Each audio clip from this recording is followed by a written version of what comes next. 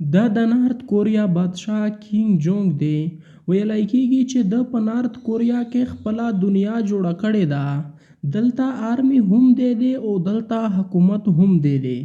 دا نه صرف یو طاقتور انسان دی بلکې ډیر زیات خطرناک هم دی. دلته قانون جوړولو وال هم دی او قانون ماتولو وال هم دی. دلته که د ده جوړ شوی قانون څوک مات کي نو د دنیا نه د هغې سړي ختم کول د ده مقصد جوړ شي، بیا که هغه د ده خپل تره هم وي او که خپل ورور. په لرنینګ انفارمیشن ټي وي کې یو واری بیا درته هرکلی وایو. دوستانو، د نارت کوریا کینګ جونګ ستر ورور کینګ جونګ نیم همیشه د نارت کوریا قانون خلاف آواز اوچتولو، نو په 2003 کې خپل ورور دای د ملک نه د سزا په طور باندې بهر کړو او هغې په چاینا کې په خاموشي سره خپل وخت تیرولو. خو دا خبره د نارت کوریا کینګ جونګ دپاره ښه نه وه، ځکه چې د ریپورټ مطابق د نارت کوریا په ټولو کې غټ دشمن امریکا ته به د خبرې رسولې او کینګ جونګ ته خطره وه چې داسې نه چې امریکا دې مړ کړي او د ده په ځای د ده ورور د نارت کوریا بادشاه جوړ کړي. لہذا دا اوس د نارت کوریا د کینګ دپاره یوه مسله جوړه شوې وه، یوه داسې مسله چې هغه صرف د ده د ورور په مرګ باندې حل کېده. 13 فروری 2017 ته دای د کوالا لمپور نه مکو ته تللو او دته دا علم بالکل هم نه و چې په ایرپورټ باندې د ده د مرګ انتظام شوی دی. د ده د مرګ دپاره ډیره غټه منصوبه جوړه شوې وه. د نارت کوریا یو سړی و چې هغې خپل ځان ټي وي ریپورټر جوړ کړی و او د ځان سره 2 جنکۍ شاملې کړلې چې دوی به یوه مزاحیه شو جوړوي او د خلکو په مخ باندې به تیل لګوي او بیا به د دې خلکو ریاکشن ګوري. د دوی د اعتبار دپاره دغې پروډیوسر 2 میاشتې دا شو وچلوله. په دې شو کې به دغې جنکۍ د خلکو په مخ باندې بیبي اویل لګول او بیا به د په پټه کیمره باندې د خلکو نه ویډیو جوړوله او دغې جنکۍ ته ذره برابر هم پته نه وه چې یوه ورځ به دغه شو د دوی زندګي خطرې ته اچوي. 13 فروری 2017 ته دغې پروډیوسر دواړې جنکۍ ایرپورټ ته راوغوښتلې. چې کله د کینګ جونګ ورور کینګ جونګ نیم ایرپورټ ته داخل شو نو پروډیوسر اشاره وکړه چې اوس د دغې سړي په مخ باندې تیل لګول دي. خو دا پیرې د دوی سره بیبي اویل نه و بلکې یو قسم ته زهر و چې هغه ته نرو ایجنټ ویلی کېږي.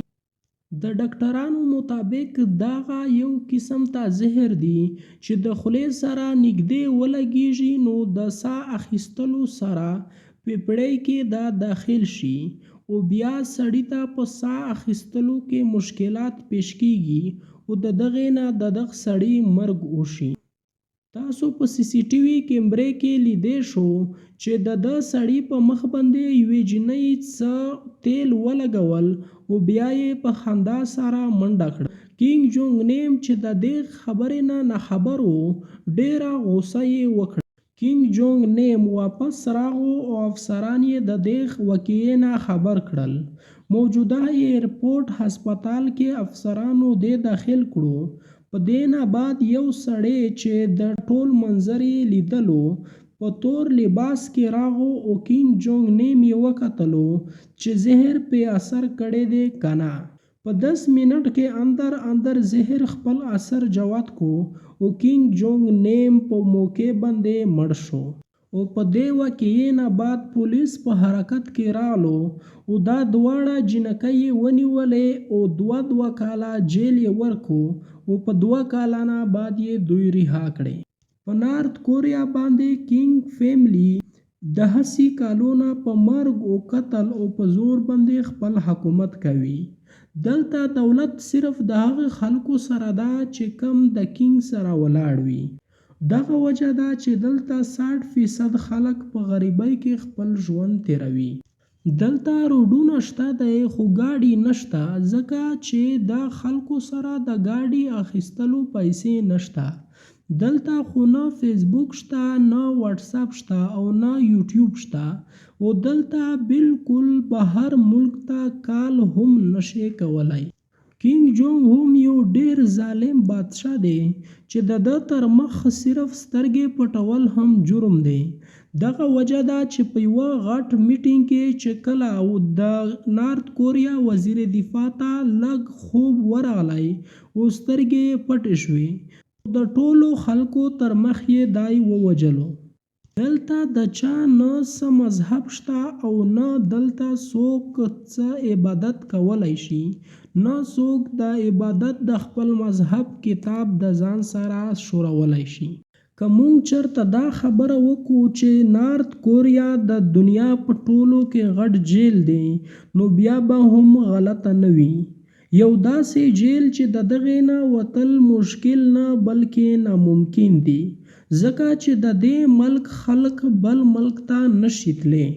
د دې ټول ظلم نه بعد د هر سړي په ذهن کې یو سوال راځي چې آخر د نارت کوریا کینګ دومره زیات ظلم ولې کوي؟ د دې په ټولو کې لنډ جواب دی پاور. جی ها دوستانو، په یو ملک یا یوه علاقه باندې خپل حکومت جوړولو دپاره ضروري ده چې په هغې خلکو باندې ته خپل رعب او دبدبه واچوې چې هغه خلک سبا ستا خلاف آواز نشي اوچتولی.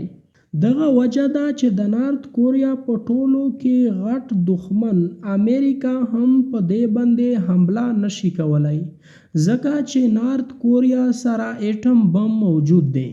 امریکا هم په دې ملک باندې ډېرې زیاتې پابندۍ لګولې دي او په ټوله کې لویه پابندي دغه ده چې دا ملک د بل ملک سره تجارت نشي کولی. یعنی نه نارت کوریا یوه ملک ته څه پټرول ډیزل ورکوای شي، نه بل ملک نارت کوریا ته کویلا پټرول ډیزل هیڅ هم قسم ته تجارت نشي کولی. امید لرم چې دا ویډیو به هم د ستاسو خوښه شوې وي. د نورو داسې معلوماتي ویډیو دپاره دا زموږ چینل سبسکرایب